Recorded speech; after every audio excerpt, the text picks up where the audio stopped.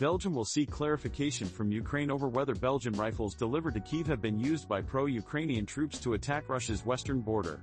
The Washington Post reported over the weekend that Belgian and Czech Republic-made rifles were used by Freedom of Russia Legion and Russian Volunteer Corps in cross-border attacks from Ukraine and Russia's Belgorod region last month.